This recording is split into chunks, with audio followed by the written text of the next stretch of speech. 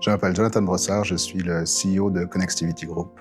Connectivity Group est un groupe qui est composé de deux sociétés qui ont elles-mêmes des activités commerciales. À la fois Fisher Connectors, qui est une société qui a déjà quasiment 70 ans, qui se concentre sur les connecteurs, le cable assembly ainsi que des solutions électroniques. Et de l'autre côté, nous avons une société nouvellement constituée qui s'appelle Warein, qui est une structure en fait dans le monde de l'Internet des objets qui vise en fait à fournir des solutions à des environnements tels que la police, les pompiers, les ambulanciers et qui en fait permet justement à ces acteurs d'augmenter à la fois la sécurité et l'efficience dans l'accomplissement de leur travail. Pour une entreprise comme la nôtre, ce qui est très important, c'est l'innovation. On sait que la Suisse est un des leaders mondiaux en termes d'innovation. Les derniers classements nous l'ont encore rappelé. Et on sait que le canton de Vaud, avec toute son infrastructure, est un des éléments contributeurs les plus importants au niveau national. Donc l'innovation est un point très important pour nous. L'innovation, somme toute, est très importante, mais elle doit s'effectuer dans un cadre qui est un cadre qui offre une certaine garantie de stabilité.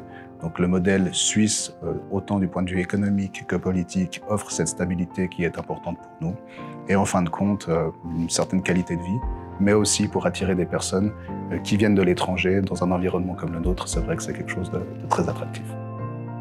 Le groupe Connectivity, en fait, a un ADN qui est double. À la fois, nous avons une composante technologique et de l'autre côté, nous avons une composante industrielle.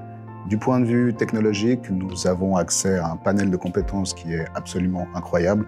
Je pense qu'il y a peu de régions dans le monde qui peuvent prétendre avoir autant de talents dans ce domaine-là que la nôtre. De l'autre côté, la partie industrielle aujourd'hui est un petit peu plus difficile dans la mesure où l'arc lémanique, c'est quand même passablement désindustrialisé. Le coût de la vie y étant pour quelque chose.